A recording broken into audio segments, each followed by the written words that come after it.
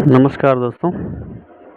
आइए आज हम अपने YouTube channel youth education association पर आज से करंट अफेयर्स की क्लास को शुरू करते हैं।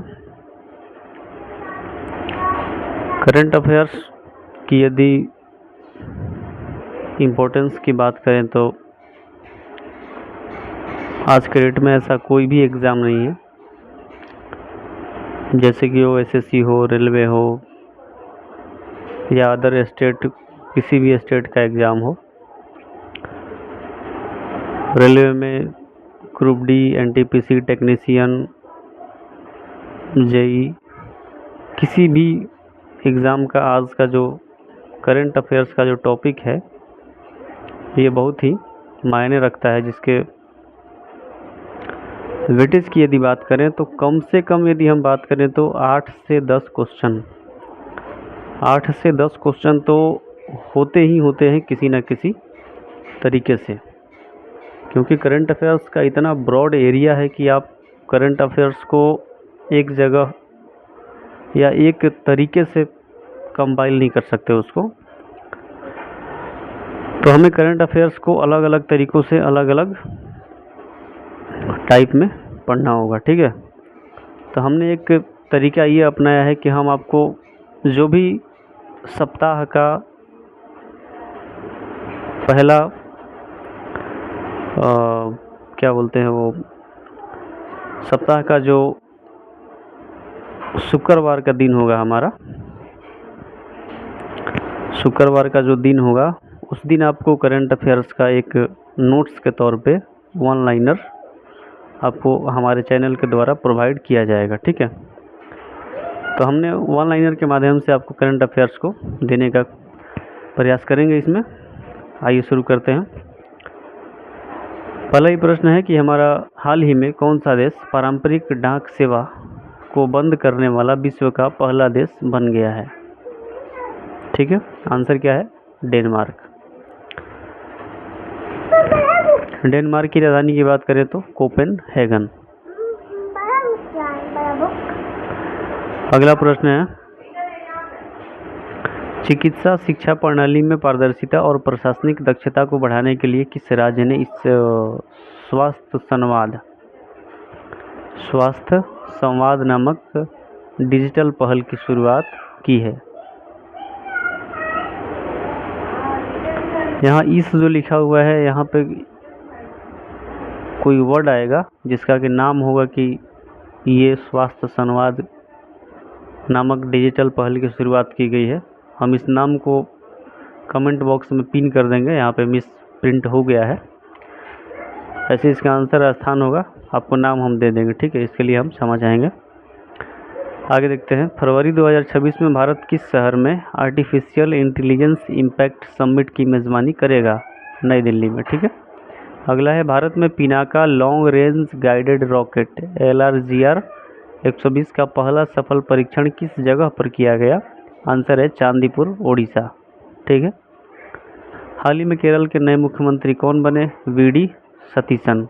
अभी चुनाव हुआ पश्चिम बंगाल में, तमिलनाडु, केरल, पुदुचेरी और असम, इन 5 राज्यों में चुनाव हुए, जिसमें कि अलग अलग पार्टी के अलग अलग मुख्यमंत्री बने हुए हैं। इसको आप अपडेट कर लेंगे, ठीक है। अगला है, जन स्वराज पार्टी का संबंध किस राज्य से है? आंसर क्या है? बिहार, ठीक है। अगला प्रश्न है, प्रश्न को यहाँ पे टाइपिंग में मिस टाइपिंग हुआ है, इसमें आगे चल देख लेते हैं इसे।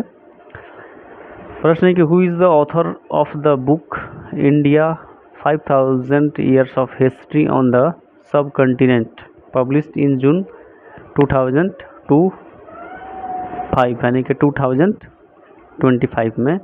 यानी कि जो बुक है India 5000 years of history on the सब कॉन्टिनेंट, ये किसके द्वारा लिखा गया है?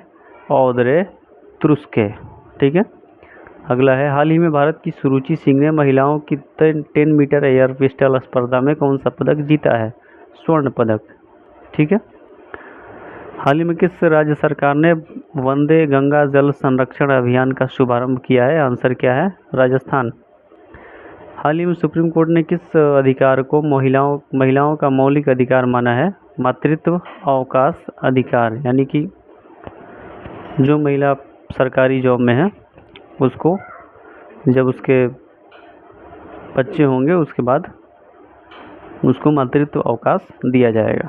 ठीक है। अगला है, हाल ही में चर्चा में रहा काली टाइगर रिजर्व किस राज्य में है? आंसर क्या है? कर्नाटक।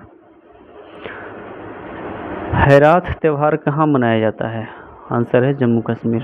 ये वन लाइनर है लेकिन स्टैटिक जीके में आपसे पूछ सकता है। हैराथ त्यौहार कहाँ मनाया जाता है? जम्मू कश्मीर। ठीक है। अगला है, IFAD का फुल फॉर्म क्या है? International fund for agricultural development. ठीक है। इसका हेडक्वार्टर कहाँ पे है? रोम, इटली की राजधानी रोम में।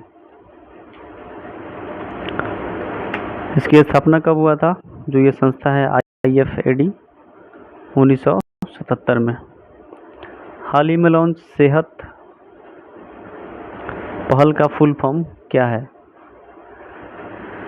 Science excellence for health through agricultural transformation. ठीक है। Science excellence for health through agricultural transformation. इसका उद्देश्य क्या है? खेती, पोषण और बेहतर जीवन को एक साथ जोड़ना, यानी कि सिर्फ खेती नहीं करना, खेती में जो हम किस चीज़ का खेती कर रहे हैं और किस तरीके से कर रहे हैं और उसमें पोषण की मात्रा कितनी बची हुई है, इसका ध्यान रखते हुए जीवन को बेहतर बनाने के लिए खेती करें। इस तरीके इसका उद्देश्य रखा गया है। ठीक है, जो सेहत पहल है। हाल ही में one case one data initiative का शुभारंभ किसने किया? हमारा सबसे सर्वोपरि कोर्ट जो है सुप्रीम कोर्ट। ठीक है, वन केस वन डाटा।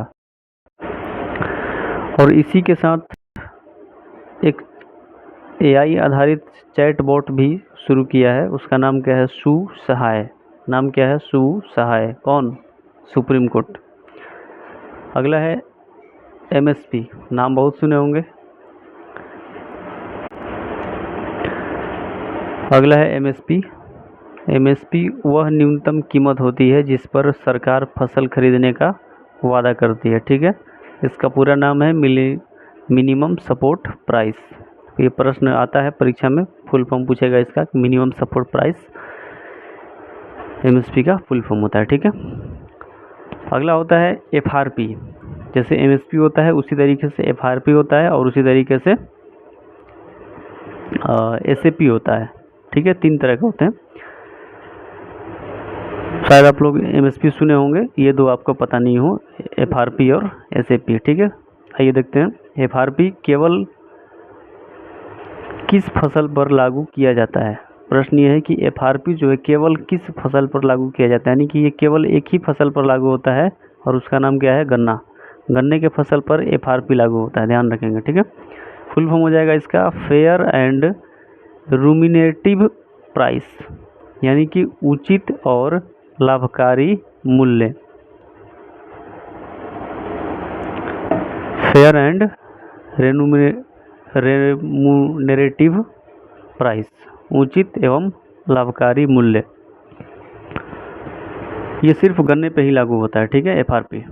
अगला है SAP, स्टेट एडवाइस्ड प्राइस। ये कुछ राज्य सरकारों द्वारा गन्ने की कीमत तय करने के लिए लागू होती है। कहने का मतलब है कि FRP जो है वो सेंट्रल के द्वारा लागू होता है। ठीक है, ये सेंट्रल के द्वारा लागू होता है और SAP जो है स्टेट के द्वारा लागू होता है गन्ने की फसल पर। ठीक है, जैसे उत्तर प्रदेश, पंजाब, हरियाणा जैसे राज्य जो हैं SAP लागू करते हैं गन्ने की फसल पर। ठीक है, तो ये हो गया हमारा आज का करंट अफेयर्स का 20 प्रश्न, जिसमें कुछ स्टैटिक जीके से भी संबंधित जो प्रश्न थे करंट अफेयर के टाइप में, उसको हमने देखा।